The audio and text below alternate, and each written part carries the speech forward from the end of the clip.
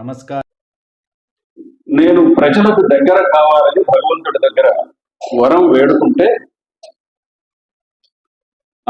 దాన్ని ఆయన ఏం చేశారంటే మొట్టమొదట సరే నీకు సినిమా అనేటువంటి ఒక రూపం ఇస్తున్నాను, వెళ్ళిపోయి సినిమాగా భూలోకంలో అవతారం ఎత్తమని చెప్పారు సార్.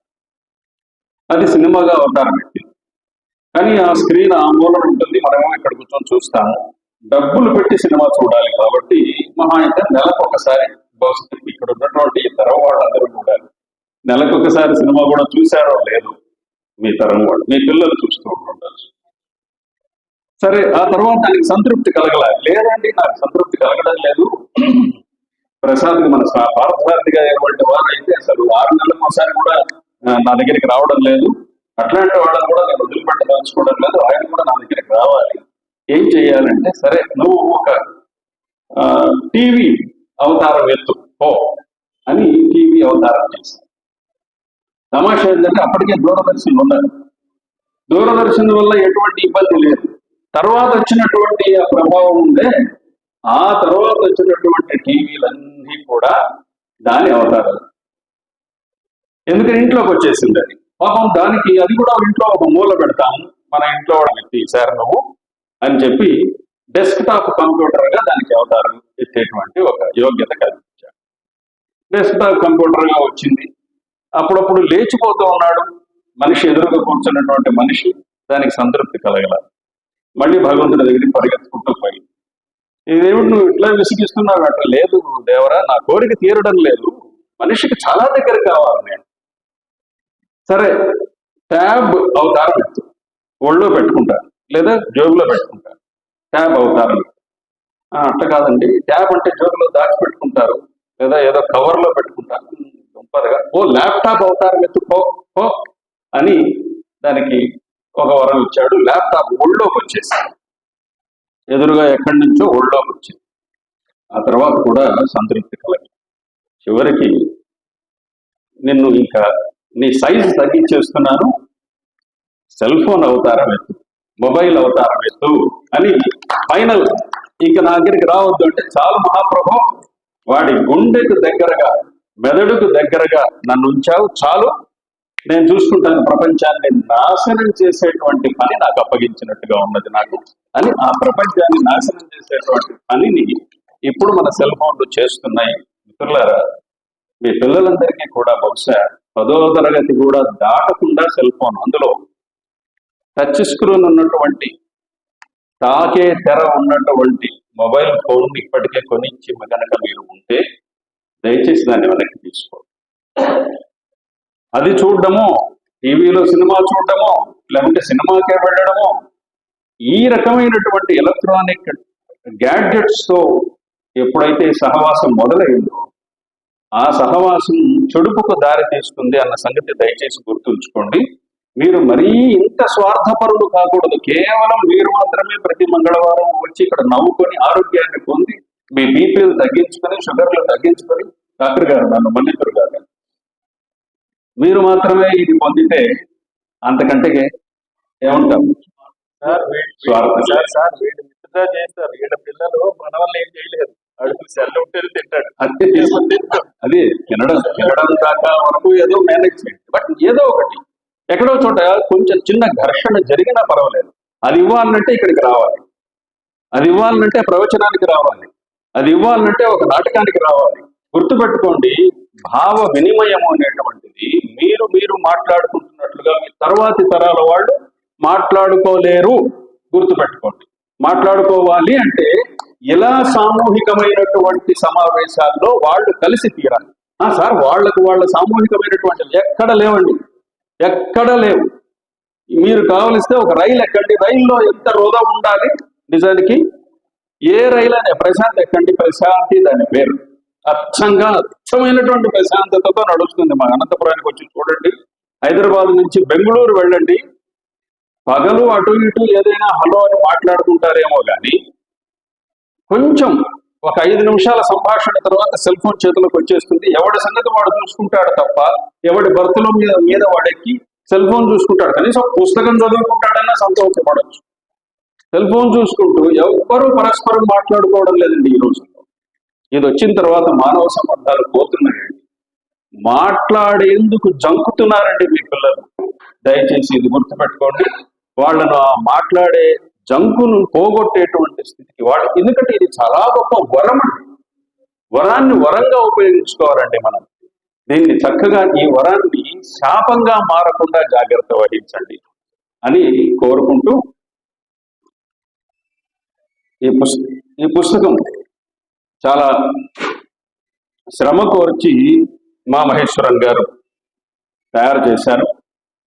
నవ్వడం ఒక యోగమని, నవ్వించడం ఒక భోగమని, నవ్వలేకపోతే రోగమని మా గురువు గారు దంధ్యాల గారు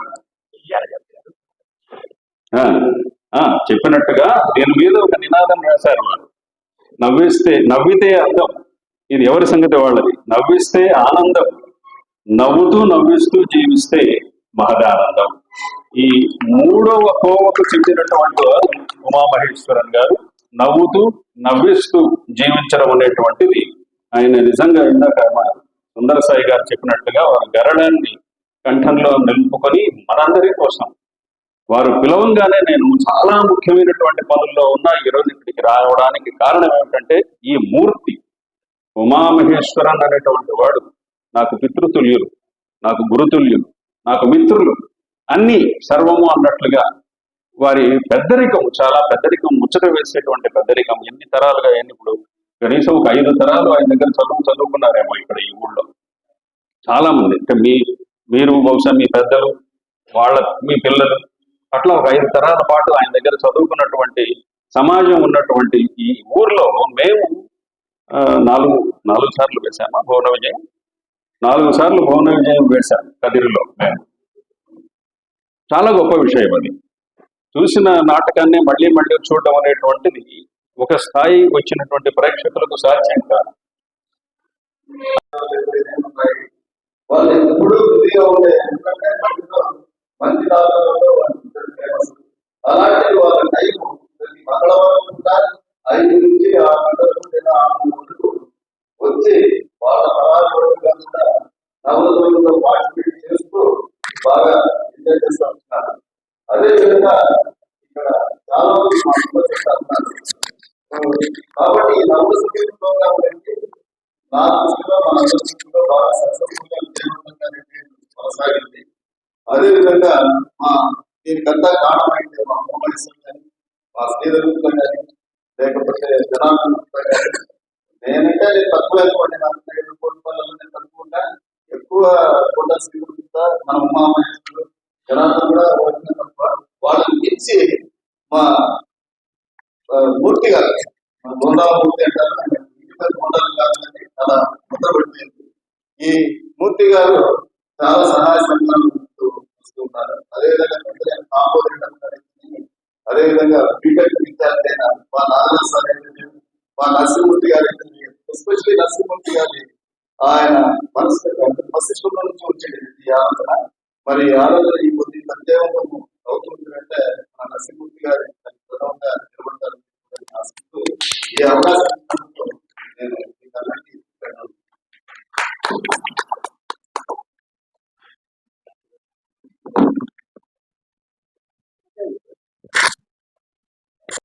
ఇటువంటిదే మేము నెలకొకటి జరుపుకుంటూ ఉండేవాళ్ళం అనంతపురంలో హాస్య వల్లరి పేరుతో. అది 2-3 వర్గాలుగా జరుగుతుంది. మా తరిమెల అమర్నాథ్ రెడ్డి గారు ఒక బృందంతో నిర్వహిస్తూ ఉంటారు. మా సాక్షి మురళి ఒక బృందంతో నిర్వహిస్తూ ఉంటారు. ఇలా 2వ శనివారం ఖచ్చితంగా హాస్యవల్లి నిర్వహించుకోవడం అనేటువంటిది ఒక ఆనవాయితీగా కానీ వస్తూ ఉన్నది. కానీ మీరు ఇక్కడ వారానికి ఒకసారి జరుపుకుంటూ ఉన్నారు ఈ కార్యక్రమం. గొప్పగా అభినందించదగినటువంటి అంశం. మీ అందరూ మనకు మనం అభినందించుకుంటున్నట్లుగా కరతాళ పనులతో ఒకసారి అభినందించుకుంటాం. ఇందాక ఒక చిన్న మాట మన పార్థసారథి గారు అంటూ ఉన్నారు. వారు ఎవరు అని నేను వారిని అడిగినప్పుడు వారిని చూసిన ఇది లేదు నాయన, నాకు ఇక్కడికి వచ్చేటప్పటికి బహుశా వారిని చూసే అవకాశం నాకు లేకపోయింది. కానీ సంఘ బౌద్ధిక ప్రభావం మీ మీద చాలా ఉంది. చిన్న పిల్లలు ఎటువంటి సమావేశాలకి రాకుండా తయారైపోయినటువంటి రోజు ఇది. 40-45 దాటిన వాళ్ళు తప్ప మిగిలిన ఎవ్వరూ కూడా చిన్న పిల్లలు 30 ఏళ్ళ వాళ్ళు కూడా ఎందుకు ఇటువంటి సభకి రారు? ఒక ప్రవచనం జరుగుతూ ఉంటుంది, అమ్మవారి ప్రవచనం జరుగుతూ ఉంటుంది, దేవి భాగవతము లేకుంటే భాగవతము జరుగుతుంటుంది, లేదా మా భువన విజయమే జరుగుతూ ఉంటుంది. ఎందుకు రారు నాకు అడుగుతున్నాను. ఎందుకు రారు అంటే తప్పు మీది, నన్ను మన్నించరుగాక, ఎవరు కొట్టకండి, ఊరికండి లోపం. మీరు మీ పిల్లలకి నచ్చజెప్పి తీసుకురాలేకపోవడం బహుశా మీ లోపం. ఈ రోజు ఇక్కడికి వస్తే నాకు నవ్వుల మాటలు వింటారు రమ్మని చెప్పి పిలుచుకొని తీసుకురావాలి మీ చిరంజీవులను. మీరు ఒక భావనని అర్థం చేసుకోవడం అనేటువంటిది అంత తేలిగ్గా సాధ్యమయ్యే విషయం కాదు. ఈ పుస్తకంలో చాలా ఉన్నాయి, మీరు అట్లా చదువుకొని ఇంట్లో మాట్లాడుకోగలిగే. నేరుగా ఏది చెప్పకుండా భావం స్ఫురించేలా చెప్పడం అనేటువంటిది మన పూర్వులు ఎప్పటి నుంచో సాధించినటువంటి ఒక అంశం. అది పిల్లలకి ఎట్లా అర్థం అవుతుంది? ఎంతసేపు వాళ్ళు టీవీకో సినిమాకో దానికి అతుక్కుపోతే మనం ఎవరం వాళ్ళని రక్షించలేం. అమ్మ తల్లి అని ఎందుకన్నారు? భౌన విద్యలో ఏ మార్పులు పెద్దగా జరగవు. అవసరం అనుకుంటే భౌన విద్యలో మార్పులు చేస్తాము. మీకు ఏం కావాలో అడిగి. మా రాయల వారు ప్రశంస చేయంగానే బహుమతి ఇస్తారు, తెల్లటి మూట. అప్పట్లో రూపాయలు లేవు కదా, వరహాల మూట ఇచ్చేవారు. మా తెనాలి రామకృష్ణుడు అడుగుతాడు, నేను తెనాలి రామకృష్ణుడిని కాదు, నేను పట్టుమూర్తిని. మా తెనాలి రామకృష్ణుడు హైదరాబాద్లో ఉంటాడు. అయ్యా, తెల్లటి సంచిలో ఉంది, ఇది తెల్లధనమేనా అని. ఇది రాయల వారి కాలంలో తెల్లధనము నల్లధనము మాట ఎక్కడొస్తున్నది లేదు. కానీ మేము ఆధునికమైనటువంటి ఈ కాలానికి అన్వయించాం దాన్ని. అప్పుడు భట్టుమూర్తి లేచి అంటాడు, అయ్యా, మహామంత్రుల వారి ఆర్థిక సంస్కరణలతో ఎక్కడెక్కడి నల్లధనమంతా కూడా వచ్చి బొక్కసానికి చేరుకున్నది అని తెనాలి రామకృష్ణుడు భట్టుమూర్తి పరస్పరం సంభాషించుకునేటువంటి భువన విజయాన్ని శతావధాని గండూర దత్తాత్రేయ శర్మ గారు రూపొందించారు. 3 సార్లు వచ్చాం చెప్తున్నారు ఆయన. ఇంకోసారి కూడా పిలిపిస్తారు, నాకు తెలుసు. తరం మారే కొద్దీ మా భువన విజయం ప్రదర్శన ఇక్కడ మళ్ళీ జరుగుతూనే ఉంటుంది నేను అనుకుంటున్నాను. అలా ఇందులో ఇంకొక సంతోషం కలిగించేటువంటి అంశం ఉంది. దీనిలో కేవలం జోకులకు మాత్రమే, చలోక్తులకు మాత్రమే ప్రాధాన్యత లేదు. ఇందులో పద్యాలకు ప్రాధాన్యత ఉంది. అదొక సంతోషకరమైనటువంటి విషయం. మాకు తెలుగు భాషా వికాస ఉద్యమం తరపున మేము వేసేటువంటి భువన విజయం నాటకం లేదా రూపకం దాదాపు చాలా వరకు, ఎందుకంటే రాయలు అష్టదిగ్గజాలు ఉన్నటువంటి ఆ సన్నివేశం అంతా కూడా పద్యాలు లేకుండా జరగదు. తెలుగు భాష అంత గొప్పది. మా రాయలు ఆ మాటే అంటాడు. తెనాలి రామకృష్ణుడు రాయల వారికి తెలుగు రాదు కదా, రసమున్ గ్రహింపగన్ అంటాడు. ఎందుకనంటే ఆయన ఆముక్తమాల్యదలో దాదాపు చాలా మటుకు అక్కడక్కడ సంస్కృతం ఉంటుంది. ఆ నిష్ఠానిధి గేహసీయమ నడురే ఆలించినన్ మురోయునెంతే నాగేంద్రశయాను దివ్య కథలం దివ్య ప్రబంధానుసంధానధ్వానం నాస్తి శాఖ బహుత నాస్త్యుష్ణత నాస్త్యపూపో నాస్త్యోదన సౌష్ఠవంచ కృపయా భోక్తవ్యమన్మాటలు. ఇది తెలుగు కావ్యంలో